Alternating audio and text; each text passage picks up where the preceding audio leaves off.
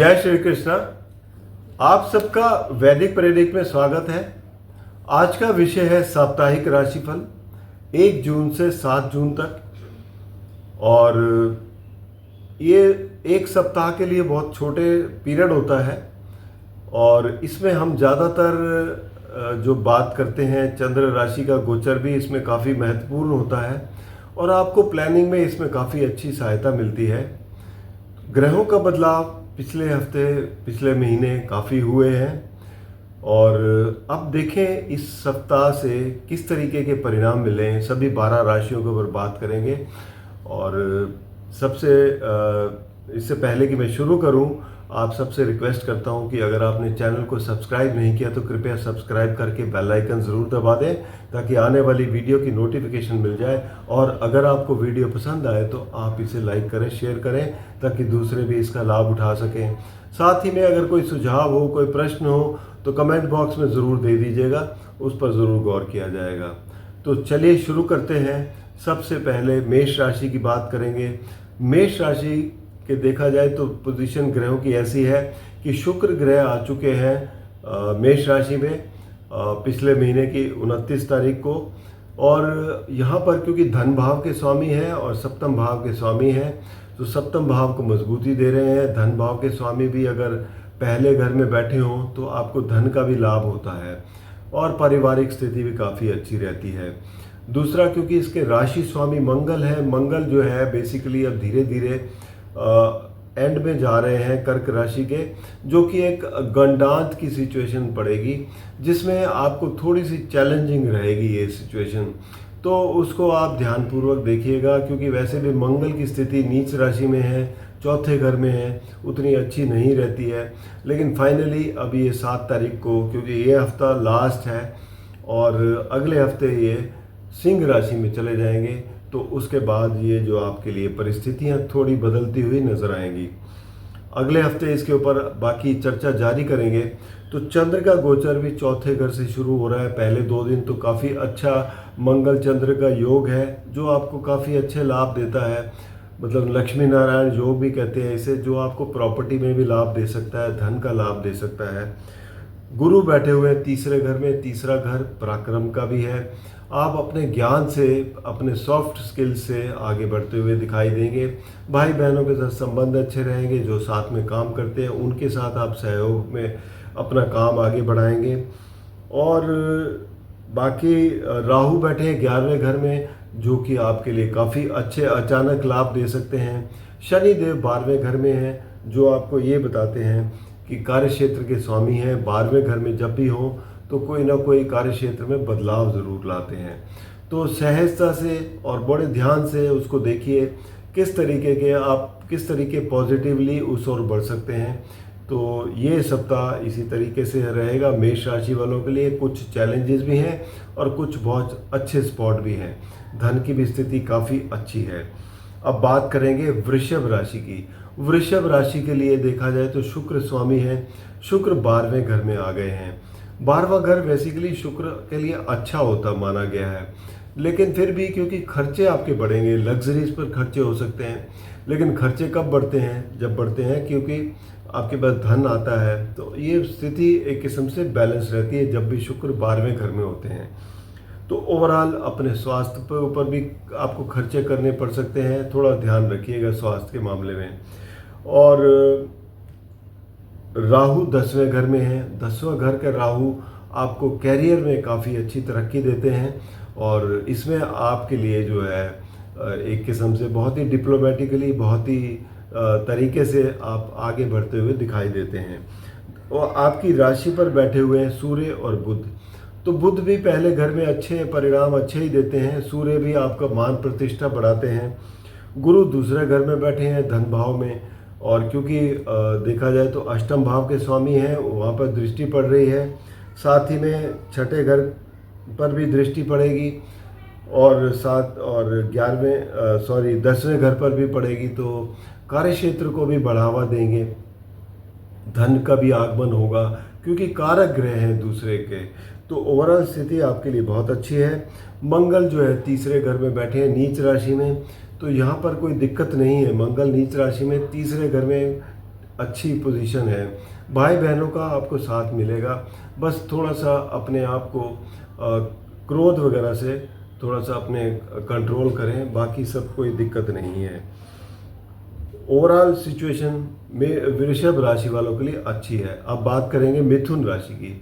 मिथुन राशि के स्वामी बुध हैं। बुध जो है वो बैठे हुए हैं 12वें घर में सूर्य के साथ। थोड़ी कमज़ोर स्थिति है 12वें घर में, हालांकि मित्र राशि में है, लेकिन अगर आप कोई विदेश से जुड़ा काम करते हैं तो उसमें आपको लाभ हो सकता है। बाकी वरना आपके खर्चे बढ़ेंगे, खर्चों पर थोड़ा नियंत्रण करने की ज़रूरत है। बाकी 10वें घर में शनि बैठे हुए हैं।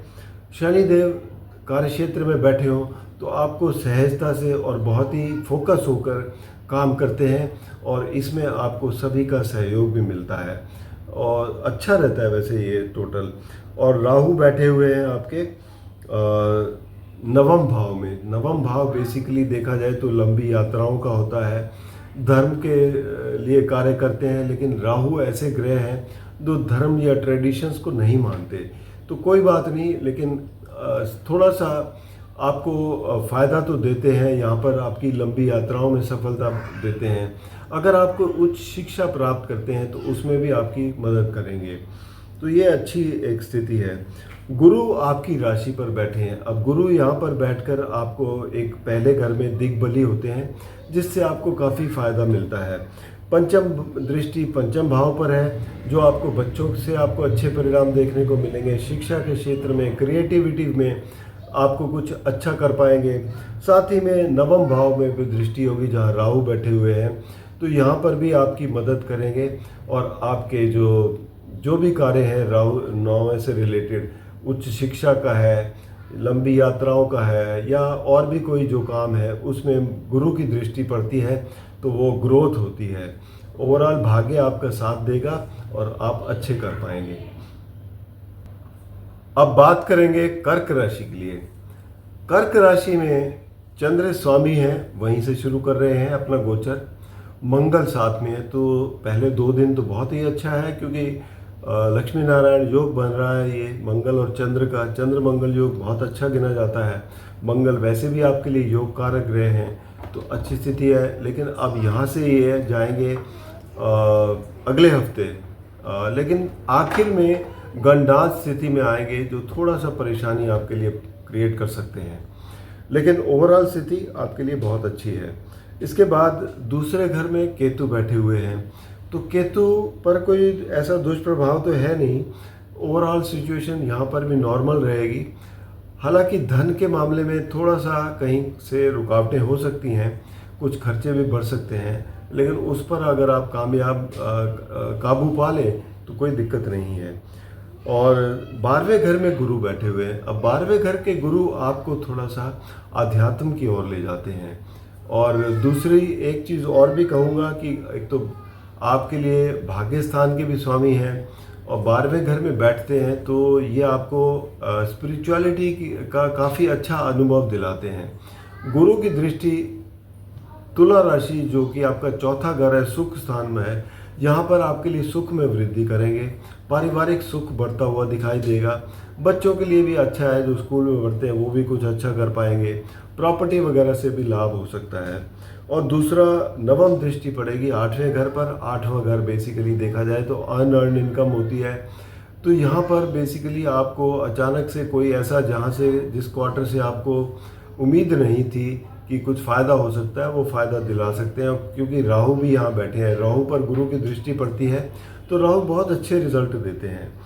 इसके बाद देखा जाए तो शनि देव नवम भाव में बैठे हैं, जो आपको बहुत सहजता से आगे बढ़ाते हुए दिखेंगे। और ओवरऑल स्थिति कर्क राशि वालों के लिए धीमे धीमे ऐसी होती जा रही है कि आपको जो आगे चलकर बहुत ही फायदे होंगे।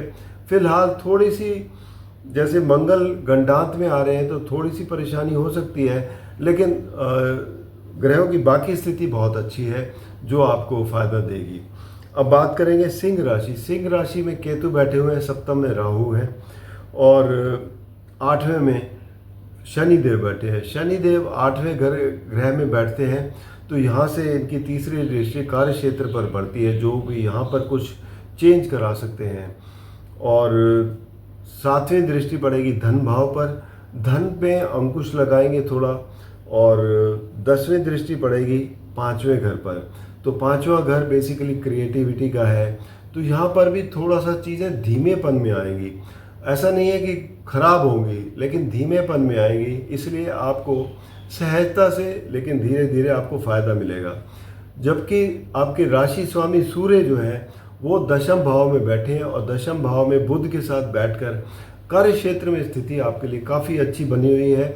आपको सीनियर्स का काफ़ी सहायता मिलेगी। और सूर्य जब अभी फ़िलहाल तो यहाँ पर बैठे हैं, और कार्य क्षेत्र में अगर आप कोई भी ऐसा काम करते हैं जिससे आपको अच्छे लाभ मिलते हुए नज़र आते हैं, आपकी मान प्रतिष्ठा बढ़ती हुई दिखाई दे रही है, तो ये एक अच्छी स्थिति है। अगर आप कोई प्रमोशन की वेट कर रहे थे बड़े लंबे समय से, तो यहाँ पर आपके लिए एक अच्छे समय की इंतज़ार समझो ख़त्म हुई, और आपको यहाँ पर कुछ ना कुछ हासिल हो सकता है। तो ओवरऑल यहाँ पर आपके लिए स्थितियाँ बहुत अच्छी हैं।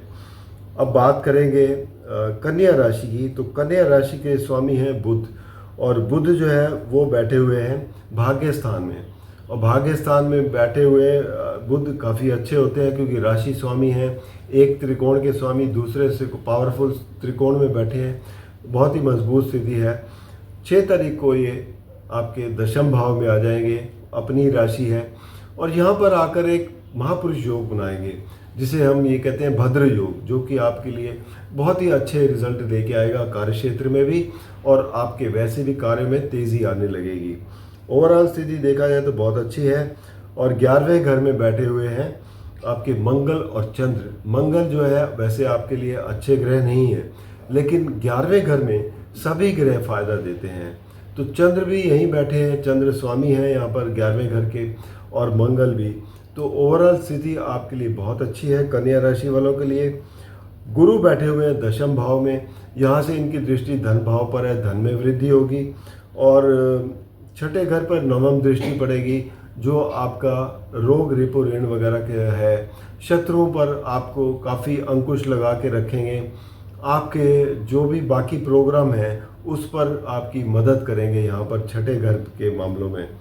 बाकी देखा जाए तो सप्तम भाव शनिदेव बैठे हैं, तो सहजता से आपके जो सामान्य तरीके से आपकी पार्टनरशिप, आपके बिजनेस जो भी चीज़ें हैं आगे बढ़ती हुई दिखाई देंगी। तो ओवरऑल कन्या राशि वालों के लिए सप्ताह काफ़ी अच्छा है। अब बात करेंगे तुला राशि की। तुला राशि के लिए देखा जाए तो यहाँ पर शुक्र की दृष्टि है, क्योंकि सप्तम भाव में आ गए हैं मेष राशि में। इसके बाद गुरु की दृष्टि है, नवम भाव से गुरु देख रहे हैं। तो 2 शुभ ग्रहों की दृष्टि तुला राशि के लिए बहुत अच्छी है। और पंचम भाव में राहु बैठे हैं।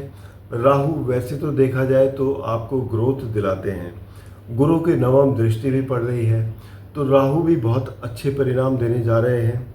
साथ ही में 6ठे घर के शनि, ये भी आपको शत्रुओं पर विजय दिलाते हैं, और रोग और ऋण वगैरह से आपको मुक्ति दिलाते हैं।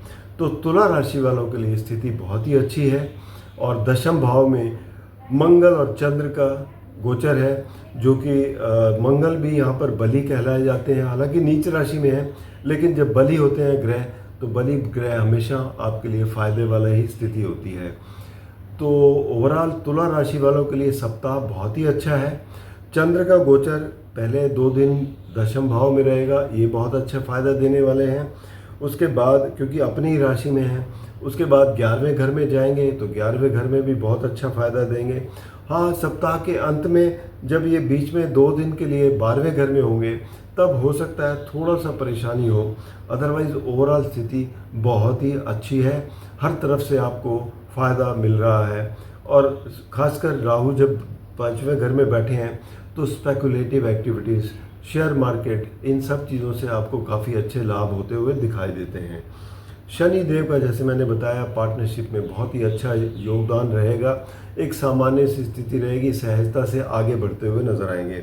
तो आपके काम बनते हुए नजर आएंगे।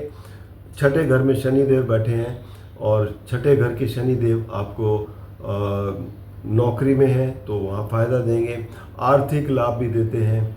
इनकी दृष्टि भी जो है 8वें घर पर पड़ेगी। 8वां घर बेसिकली अचानक से कोई वो होता है, रिजल्ट देने का होता है, और शनिदेव उस पर काबू पाने में काफ़ी सक्षम है क्योंकि तीसरी दृष्टि पड़ रही है। शनिदेव की 12वें घर में भी दृष्टि पड़ रही है। 12वां घर बेसिकली या तो आध्यात्म का होता है, मोक्ष का होता है, या फिर आपके विदेश का भी है। तो यहाँ पर अगर कोई भी है, कोर्ट कचहरी का केस भी है, तो सहजता से आपको बड़ी मदद करेंगे शनिदेव। तीसरे घर पर दृष्टि रहेगी, दशम दृष्टि, तो तीसरा घर पराक्रम का है, तो यहाँ पर भी आपके लिए एक बहुत अच्छा स्थिति का निर्माण करेंगे। ओवरऑल तुला राशि के लिए एक किस्म से विन विन सिचुएशन है इस हफ्ते। अब बात करेंगे वृश्चिक राशि की। वृश्चिक राशि के स्वामी मंगल हैं। मंगल 9वें भाव में बैठे हैं, चंद्र के साथ अच्छा योग बना रहे हैं पहले 2 दिन। भाग्य भी साथ देगा आपको। और मंगल क्योंकि धीरे धीरे अब यहाँ से कर्क राशि से निकलेंगे, दशम भाव में जाएंगे, तो हालांकि गंडांत में आएंगे सप्ताह के अंत में। तो गंडांत में जब आएंगे तो पहले कुछ 2 दिन के लिए होगा, परेशानी होगी। उसके बाद ये जब मघा नक्षत्र में आएंगे सिंह राशि में, तो वहाँ पर भी कुछ टाइम के लिए होता है। जब ये दोनों क्रॉसिंग होती है वहाँ पर थोड़ी सी परेशानी रहती है। उसके बाद ये दशम भाव में आपको बहुत अच्छे परिणाम देने लग जाएंगे। खैर वो अगले हफ्ते बात करेंगे, लेकिन इस हफ्ते की है कि थोड़ा सा मिश्रित परिणाम देखने को मिलेंगे। बाकी गुरु बैठे हुए 8वें घर में। 8वें घर में गुरु की दृष्टि भी थोड़ा सा कमज़ोर ही कही जाएगी, क्योंकि हालांकि धन में तो वृद्धि करेंगे, लेकिन ओवरऑल परिणाम जो है उतने अच्छे नहीं दे सकते यहाँ पर जितने वो बाकी जगह पर देते हैं। सूर्य बैठे हुए हैं आपके 7वें भाव में और बुध के साथ हैं। तो यहाँ पर स्थिति ये है कि आपको बस तालमेल बनाने की ज़रूरत है अपने पार्टनरशिप में, क्योंकि सूर्य जब बैठे होते हैं तो यहाँ थोड़ा सा आपके साथ ये होता है कि अलगाव की स्थिति करते हैं। तो आपको क्या करना है, वाद विवाद में नहीं पड़ना, और जो भी आपके इश्यूज़ हैं उसको डिस्कशन से निपटाएं ताकि आपके लिए परेशानियां कम हो। बाकी शनि देव जो है वो बैठे हुए हैं 5वें भाव में, और 5वां भाव क्रिएटिविटी का है। जो भी आप एजुकेशन फील्ड में हैं, धीमे धीमे से ही और धीरे धीरे से ही आप आगे बढ़ते हुए रहेंगे और स्थिति एक किस्म से सामान्य रहेगी। राहु बैठे हुए हैं 4थे घर में। 4थे घर के राहु आपके घर में कुछ नई चीज़ें आप ला सकते हैं, क्योंकि गुरु की दृष्टि है इसके ऊपर, और गुरु की दृष्टि जब पड़ती है तो आप राहु बहुत अच्छे रिजल्ट देते हैं। तो घर में कुछ नई चीज़ें ऐड हो सकती हैं। आपके घर का जो वास्तु खराब था वो अब अच्छा होता हुआ दिखाई देगा, और साथ ही में प्रॉपर्टी में लाभ होते हुए दिखाई देते हैं। तो ये स्थिति दिखाई देती है वृश्चिक राशि वालों के लिए। कार्य क्षेत्र की स्थिति अगर देखा जाए तो सूर्य स्वामी हैं, और सूर्य जो है 7वें भाव में बैठे हैं। तो यहाँ पर भी आपके लिए, क्योंकि एक केंद्र स्थान में बैठे हैं, बाहर से आपको फ़ायदा मिलता हुआ दिखाई दे रहा है। ओवरऑल स्थिति अच्छी है, बस अपना फोकस बनाए रखें और आगे बढ़ते हुए चले जाएं। अब बात करेंगे धनु राशि की। तो धनु राशि के लिए देखा जाए तो स्थिति बहुत ही बढ़िया है। हालांकि शनि की 10वीं दृष्टि पड़ रही है, लेकिन गुरु की भी दृष्टि है। तो ये दोनों की दृष्टि जहाँ पर भी पड़ती है वहाँ पर ग्रोथ दिखाई देती है, वहाँ पर काम आगे बढ़ने लगते हैं। तो इसका पूरा फ़ायदा उठाएं और आप आगे बढ़ें। बाकी 6ठे घर में सूर्य बैठे हैं बुध के साथ, ये भी आपको बहुत अच्छा लाभ देते हैं। सूर्य की स्थिति 6ठे घर में उपज स्थान है, और राहु जो कि तीसरे घर में बैठे हैं आपका पराक्रम बढ़ाएंगे। तो ये स्थितियां धनु राशि के लिए भी बहुत ही अच्छी हैं। मंगल और चंद्र का गोचर जो कि आपके 8वें भाव में होने जा रहा है। 8वें भाव में मंगल की स्थिति अच्छी नहीं कही जाएगी, यहाँ पर थोड़ी सी परेशानी है, लेकिन वो भी ये आखिरी सप्ताह है। उसके बाद ये क्योंकि सिंह राशि में आएंगे तो यहाँ पर आपके लिए परिस्थितियाँ सुधरती हुई नज़र आएंगी, लेकिन तब तक थोड़ा सा आपको ध्यान रखना है अपनी वैल्यूएबल चीज़ों का।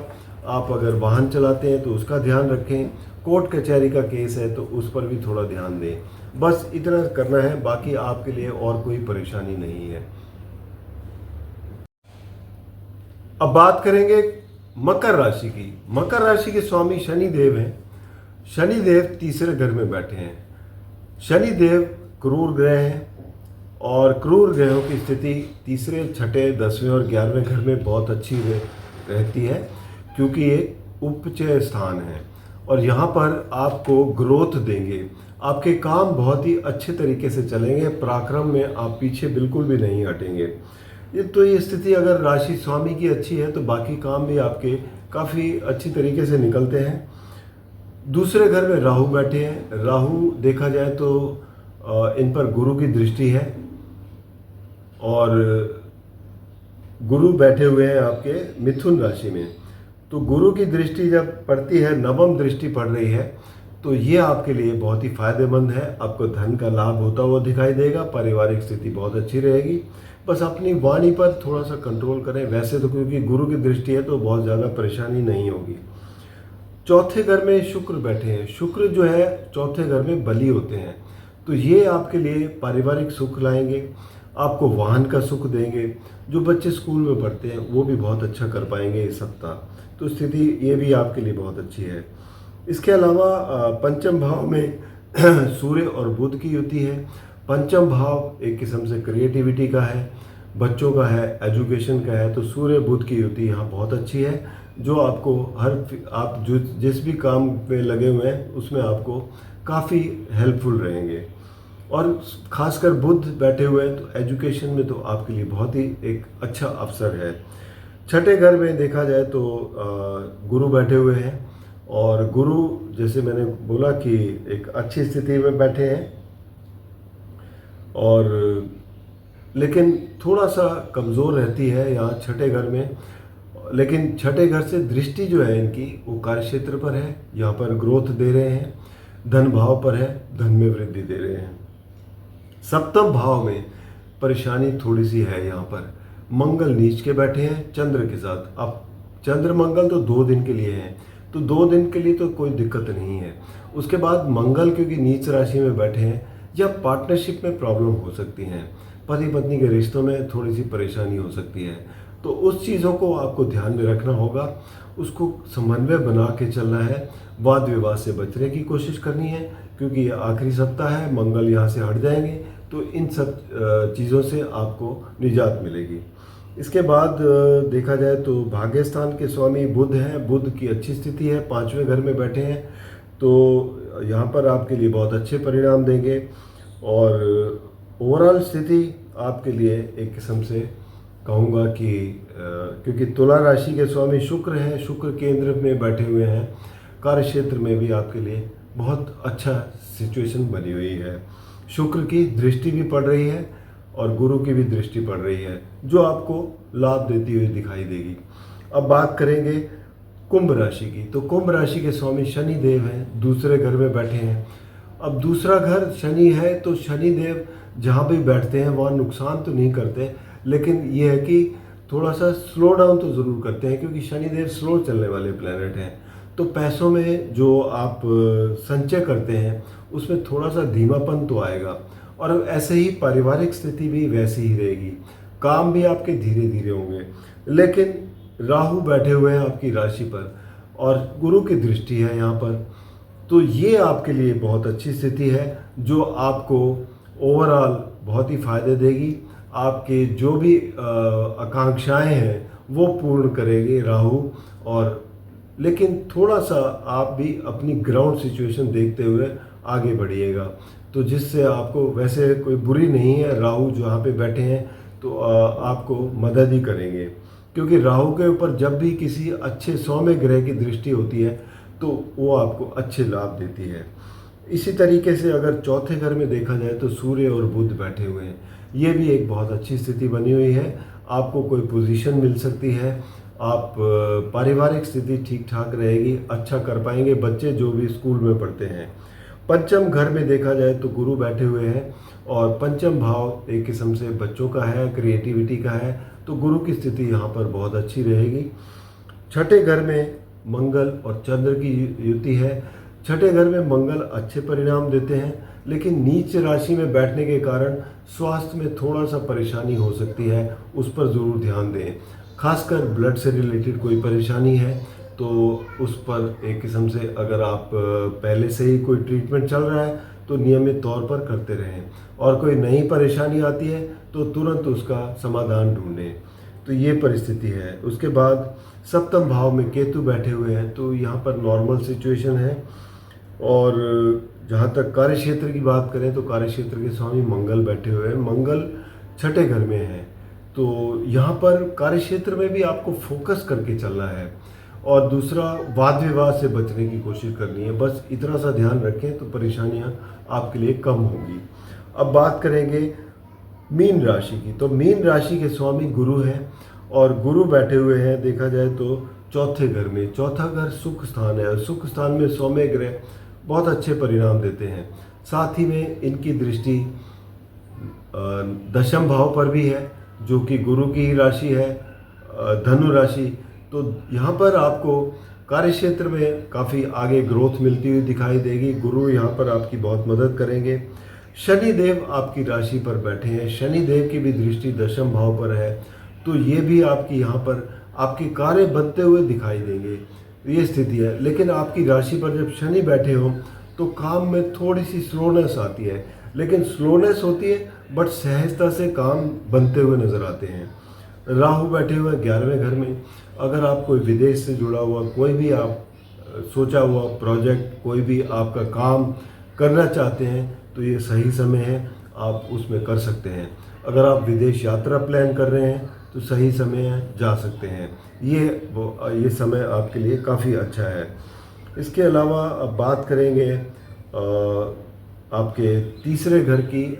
तो तीसरे घर में दूसरे घर में शुक्र बैठे हैं धन भाव में, तो ये भी क्योंकि सौम्य ग्रह हैं, दूसरे घर में आपकी जो वाणी काफ़ी मीठी होगी, धन का जो आगमन होगा वो भी काफ़ी अच्छा होगा, पारिवारिक स्थिति बहुत अच्छी रहेगी। तीसरे घर में सूर्य और बुध की युति है, जो आपको ये बताती है कि पराक्रम के भाव में सूर्य बैठे हो तो आप उसमें काफ़ी आगे बढ़ेंगे।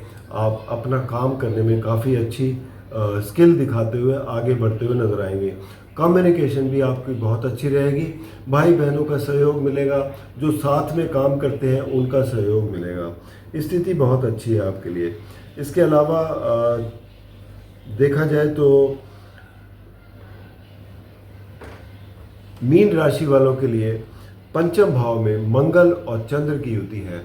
मंगल नीच राशि में है तो थोड़ा सा मानसिक तनाव बढ़ता हुआ दिखाई देता है।